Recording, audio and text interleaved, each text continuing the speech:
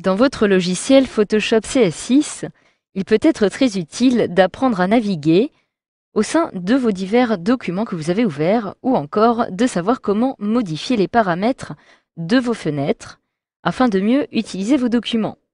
Donc, comme vous pouvez le voir, j'ai ici actuellement plusieurs images qui sont ouvertes dans mon logiciel Photoshop CS6 et que je vais pouvoir retrouver tout simplement en cliquant sur les différents onglets qui se trouvent ici.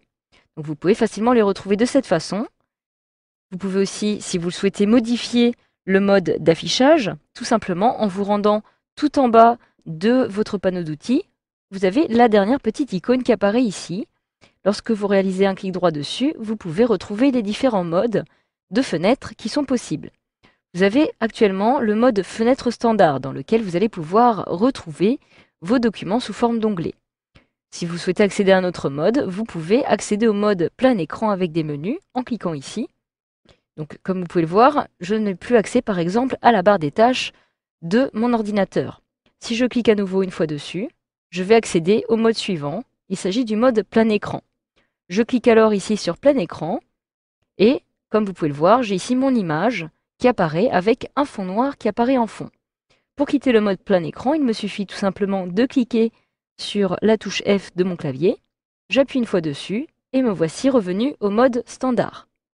Alors de la même façon, par défaut ici, j'ai les différentes images qui sont ouvertes et qui sont regroupées sous forme d'onglets au lieu de s'afficher dans des fenêtres distinctes.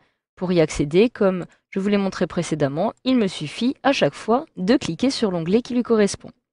Alors sachez que vous pouvez à tout moment modifier ces paramètres, tout simplement en vous rendant dans le menu Fenêtre qui se trouve ici.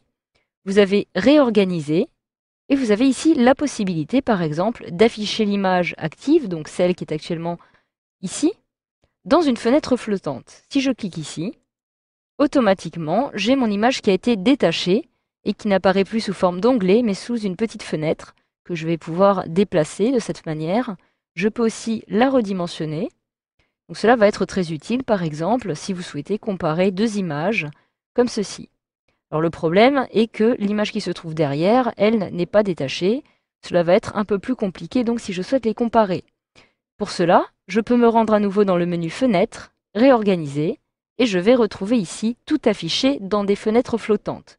Donc toutes les images qui sont actuellement ouvertes dans mon logiciel Photoshop vont s'afficher de cette façon.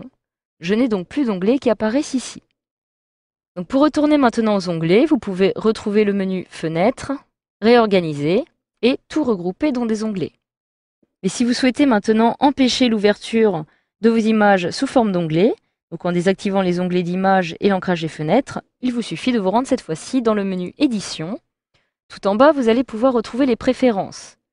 Vous allez maintenant vous rendre dans l'interface afin de modifier ces options. Et vous pouvez ici décocher ces petites cases.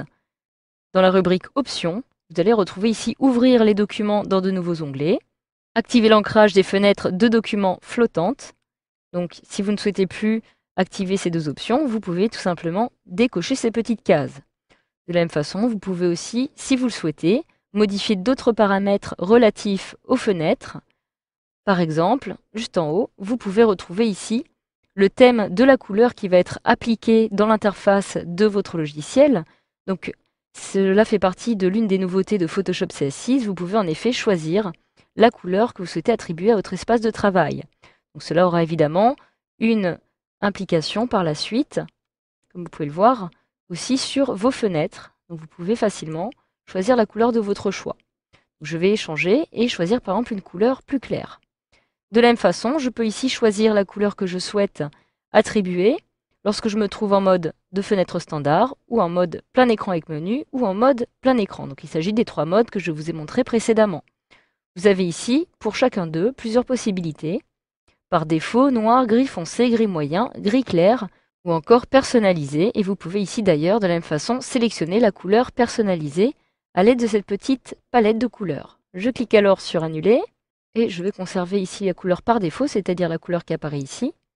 Et enfin, pour chaque cadre de chacune des fenêtres, vous pouvez ici choisir à ce qu'il y ait uniquement une ligne, une ombre portée ou aucun cadre en cliquant ici sur 100. Je conserve ombre portée par exemple pour conserver un aspect de relief.